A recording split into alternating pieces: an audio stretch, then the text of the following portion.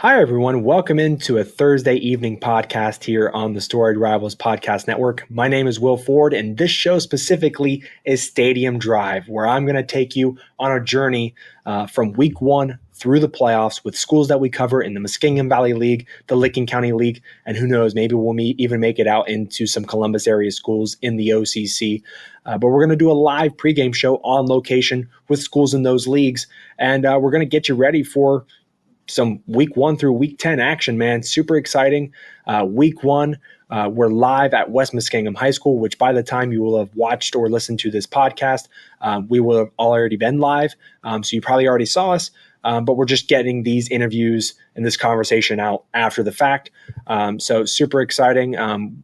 We're tonight at West Muskingum High School as they host the Lakewood Lancers. So we have interviews with head coach Nate Brownrigg and John Poulnott that you'll listen to here in a few minutes.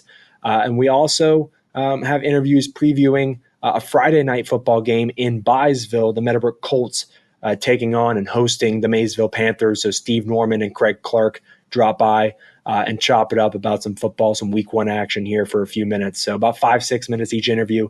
Super fun, super exciting, super fun, funky, and fresh way to plug you into the action all the way throughout the football season. So I'm super excited to take you on this journey. And so this is going to be a Thursday morning podcast because some games are going to be played on Thursday nights now. And then obviously most games are on Fridays, but we'll drop a show on Thursday morning with some interviews with some coaches, obviously featuring 2 coaches that are going to be in a game that we're going to be at on location, and then a couple coaches from a game that we may not be at, but just to plug you into another game as well. So we can kind of really diversify, get you plugged into a lot of different games as much as we can throughout the year. And then we'll have a Monday morning/afternoon podcast where we kind of recap what we saw on Thursday/Friday night and just kind of talk about the games that we were at and what stood out, what were the highlights, who are some teams, players to watch, and super fun stuff. So join me on a journey here on Stadium Drive, and whether you're following the games from at home or if you're on your way to the stadium, we're going to be the ones driving for you. All you have to do is just follow along for the ride. So it's super exciting. But let's hop into this Thursday evening show. We're going to start with the game that we're at live tonight. And we're live for about 30 minutes or so. And we were with West Muskingum and Lakewood. So we'll start with head coach Nate Brownrigg with the Tornadoes, followed by John Poulnott of the Lancers. And then we'll get into the Friday night game with the Meadowbrook Colts and the Maysville Panthers, Steve Norman and Clarke. So super fun. Thanks so much for stopping by Stadium Drive here on the Storied Rivals Podcast Network.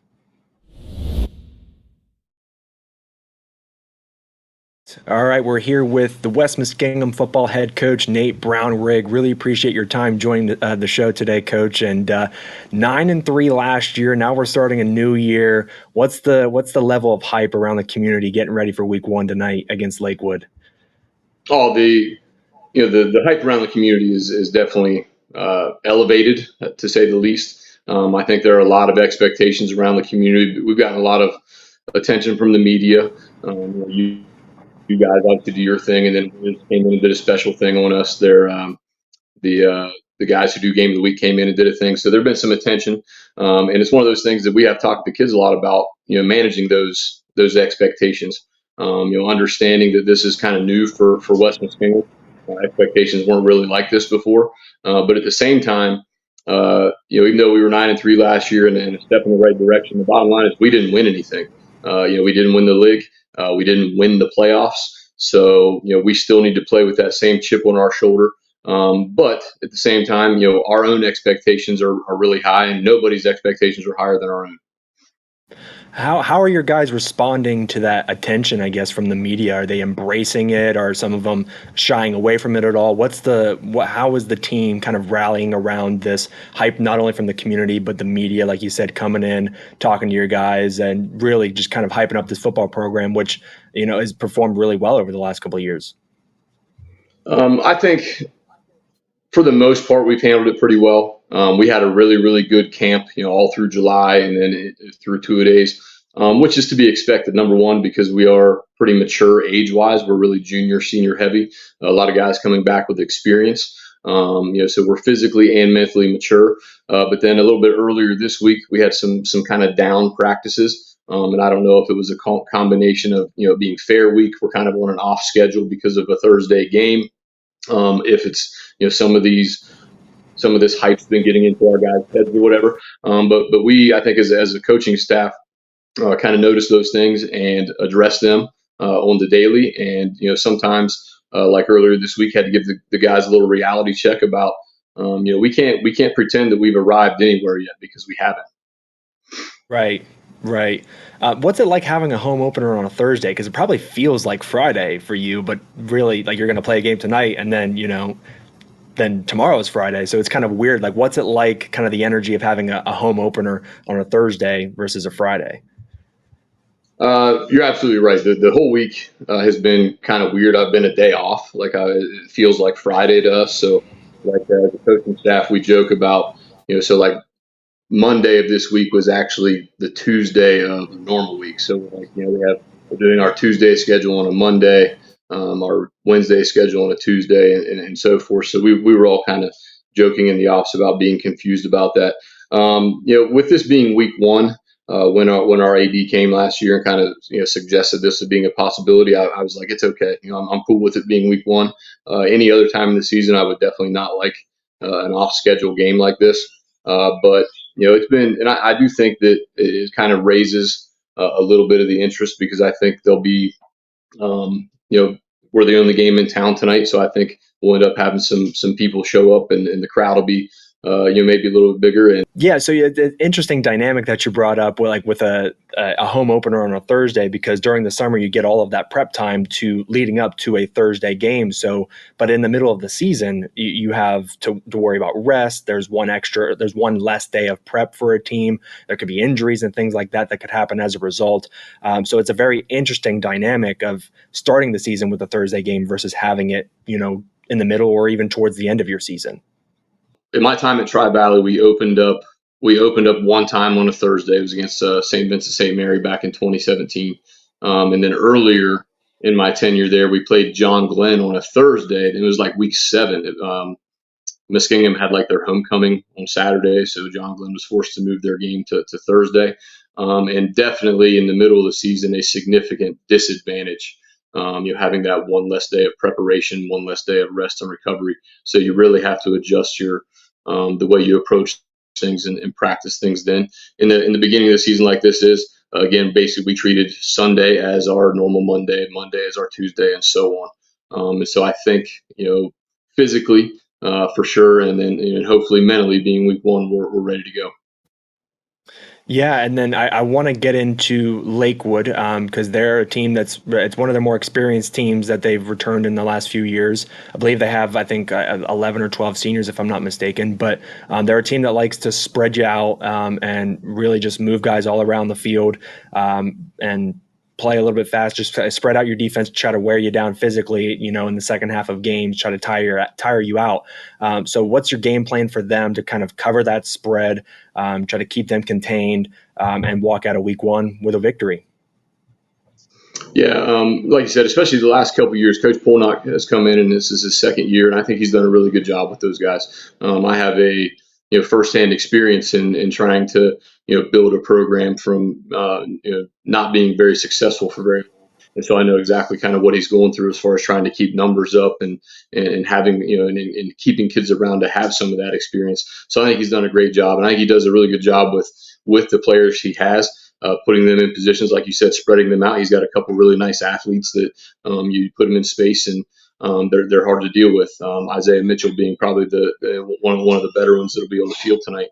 So our job as a defense, especially, is to basically play assignment football. We need to make sure we're aligned. We need to make sure we're communicating.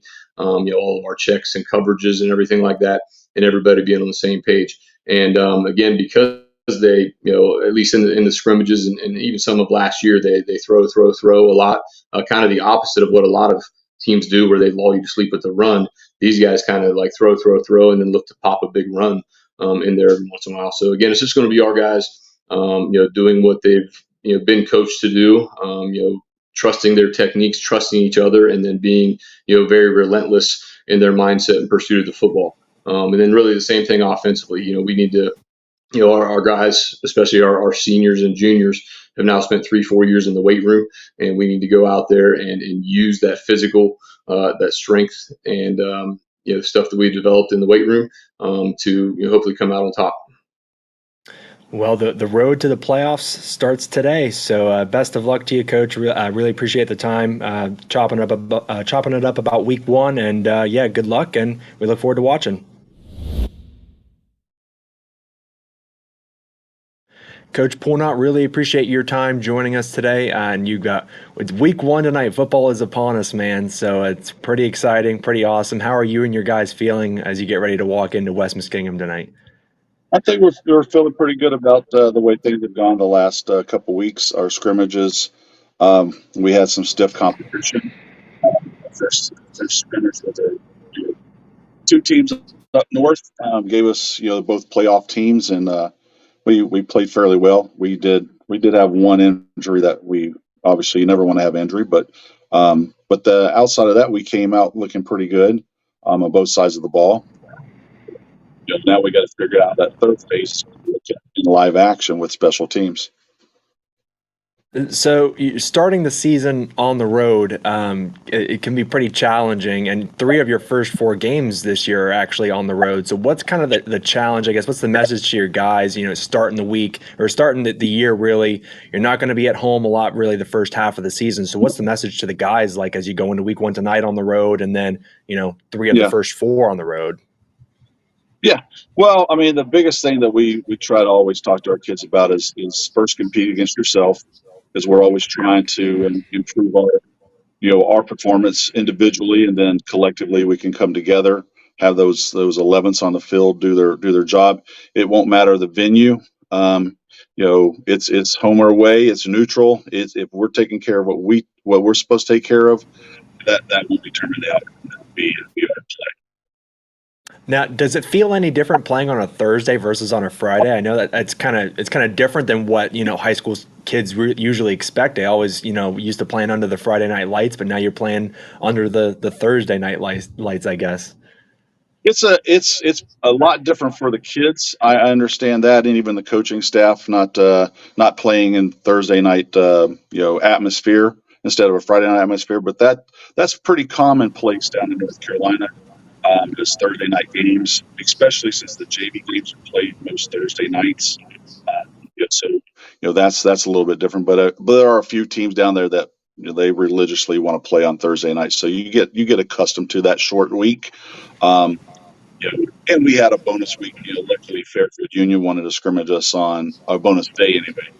Fairfield Union wanted to scrimmage us on Thursday, so we did have that Friday, Saturday to take care of ourselves. Have an additional practice on Friday, and a little bit of a walkthrough with our JVs even on Saturday, type of just getting to know the offense and defense a little bit better. So that preparation will hopefully show up on Friday and Saturday, or Thursday and Saturday this week. Yeah, and the advantage is that I guess you're playing Thursday in Week 1. It's not necessarily like it's middle of the year and you have the 6 days instead of 7. So it's pretty nice having that. Yeah, I guess the early part of the year where guys aren't worn down yet, and you're fresh, ready to go. So absolutely, a lot of teams down south will play that week playing into Labor Day, play a Thursday game, so you get a 3-day week.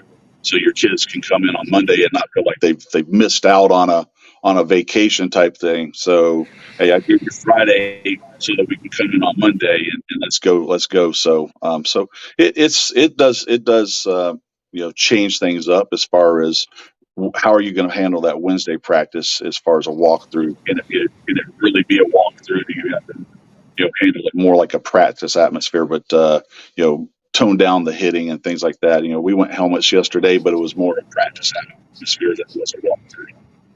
Right.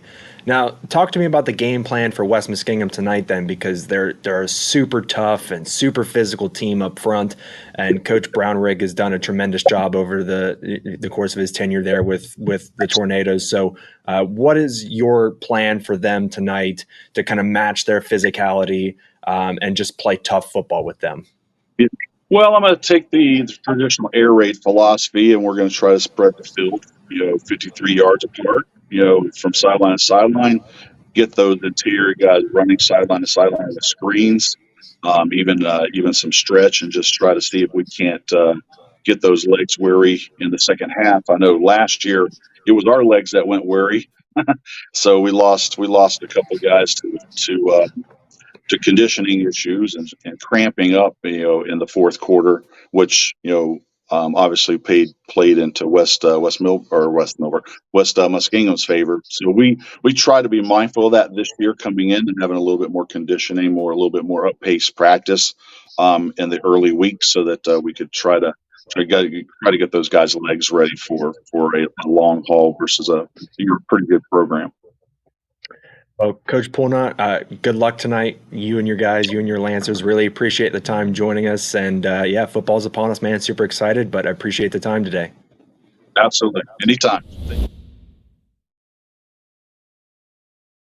How you doing, Steve? Hey, good. Well, what's up? So I appreciate you joining me here on such short notice. I know you're busy and you're getting practice started and all that, so I appreciate it. No problem. So I want to know, this new turf, man, looks really sick. What do you think of it? What do the kids think of it? And what do you think the community is going to think of it when the fans show up tomorrow night? Well, we're actually, as you say that, we're getting ready to head down and have our first practice on it. They just officially are finishing up, so we're going to practice on it today. But it looks fantastic. I think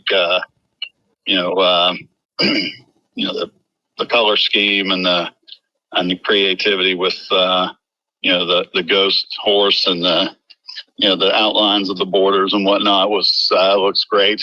I think the community's really going to like it. And there's a little bit more orange than what there was before, but I think I know all of our kids have embraced. They like the orange, and it looks good. I think the community's going to be happy with it. So. Yeah, it's super exciting. I love the look of it. Describe the emotion you're feeling and the team is feeling heading into this new season. Like, are the emotions almost kind of heightened whenever you enter a new year? Is there a lot more adrenaline? Like the practice before the first game of the year. There's always the adrenaline before any of the Friday night games, but you kind of sense. I think the kids, for the most part, obviously they're excited, but I think they just wanted to get here. Right. We had obviously a difficult season last year, and then you start working early in the off season. You really saw these kids from December. So it's been a long off season, and I think they're actually they just wanted to get here. Just to see the growth that a lot of these kids have. Just physically, they get a year older, a year stronger. Some of these young guys who played last year are a little more comfortable in the system. I think they're just excited to see, how far they've come. And same as coaches, we're excited to see, where we are now. It's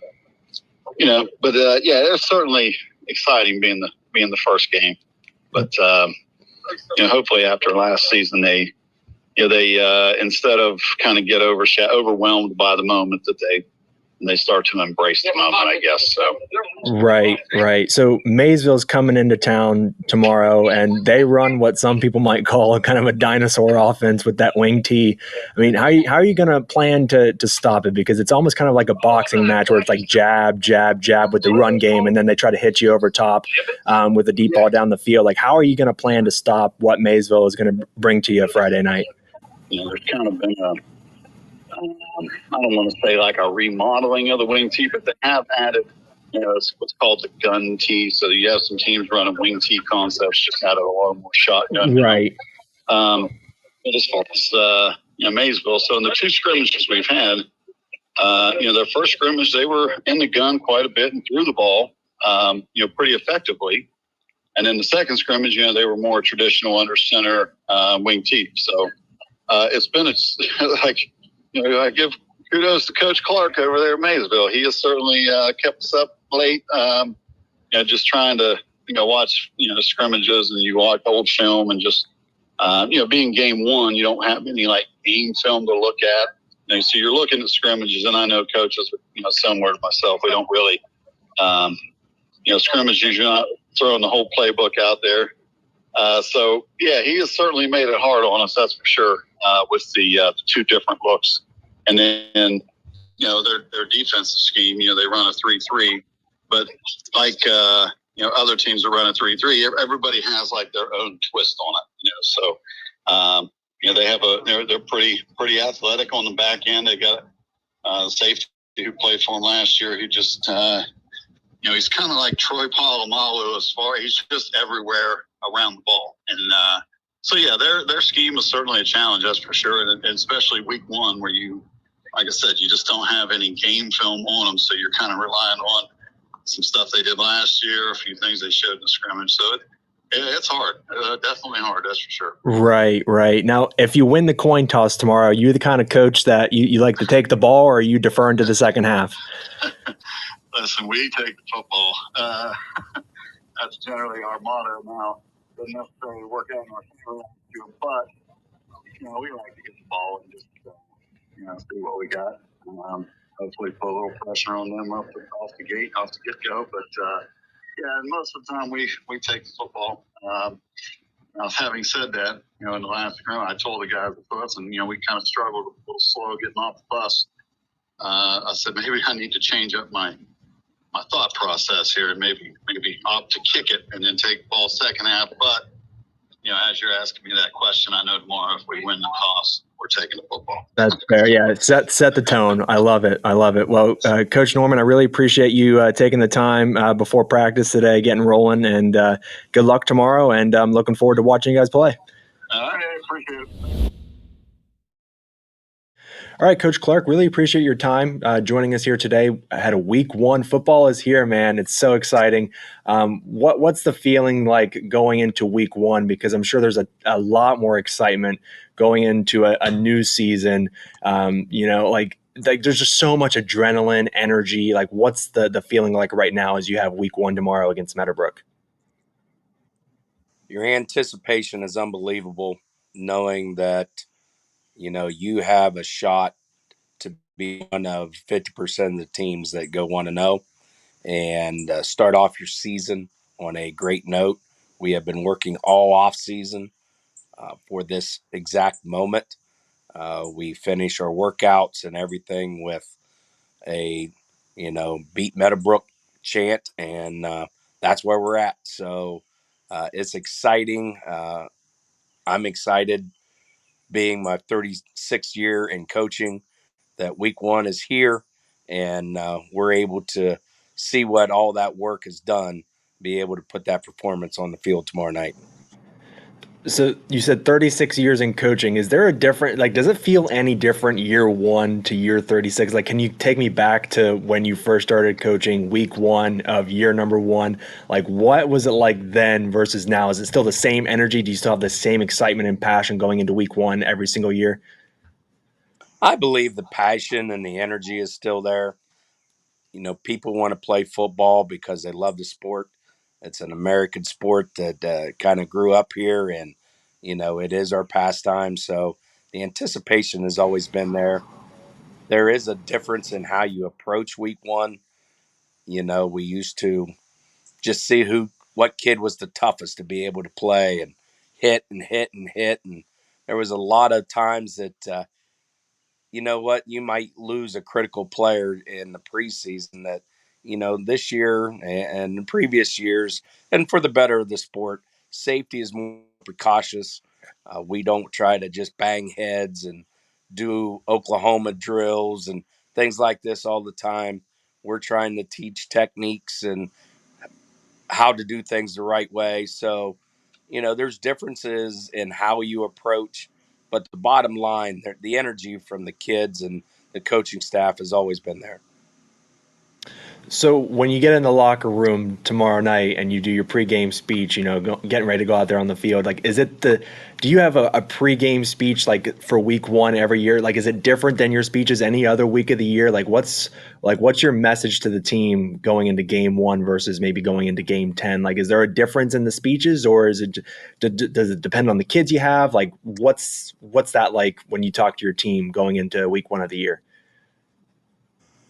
I would say there have been differences in the approaches I may take into week one, kind of how I get the feeling, during the pregame. Or do you feel the kids are nervous? Do you feel they're anxious?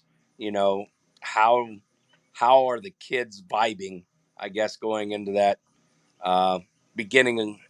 But the bottom line is, you can be overamped, do things that are unnatural, make mistakes because of that. The team that usually settles down and just gets into playing the game the way they practiced is going to be the one that usually becomes out successful. And so now I want to talk about Meadowbrook specifically because last year they were a younger team for the most part, and they're returning a lot of guys now that have a year under their belt. The program itself, I think, it's become like fairly solid, very good, very competitive over the last like 8 to 10 years. Last year was a down year at 1-9, but what did you do for them over the last couple of weeks to kind of prepare for what they do offensively, defensively? What's your game plan for this younger team that's coming back this year under Steve Norman? They have a quarterback that took its lumps last year, but as the season went on, when we did have film on them, even though they didn't win as far as a number of games, they got better. And you've seen that in their scrimmages so far. They have a lot more timing with their quarterback receiver combinations. Their running game, interior run game, is more. You can see their line has been able to gel together for a season, and so they are very diversified. They throw the ball as much as they run the ball, maybe even a little bit more. They make you defend the whole field. They'll throw it vertical. They'll throw it to the sides. They've got a great screen package, and they'll throw in some trickery that you always have to be aware of. So we had to go into week one, teaching the basics of football, knowing your responsibilities. There's not a lot of film on this team, just having two scrimmages. Everybody does scrimmages differently. And so we just have to, go on what we have learned during our preseason and, hopefully are able to match up very well with Meadowbrook. I think our skilled kids are. They're, like I said, they're a little bit more physical up front as far as returning some kids. So we got to be cautious of that. Well, Coach, I know you talked preseason when you put it in the turf that kids were doing snow angels on the field, but I'm hoping they do snow angels in the end zone for you tomorrow night. So good luck to you and your Panthers tomorrow against Meadowbrook, and I'm excited that week one's here, man. Yeah, we are too, and go Panthers.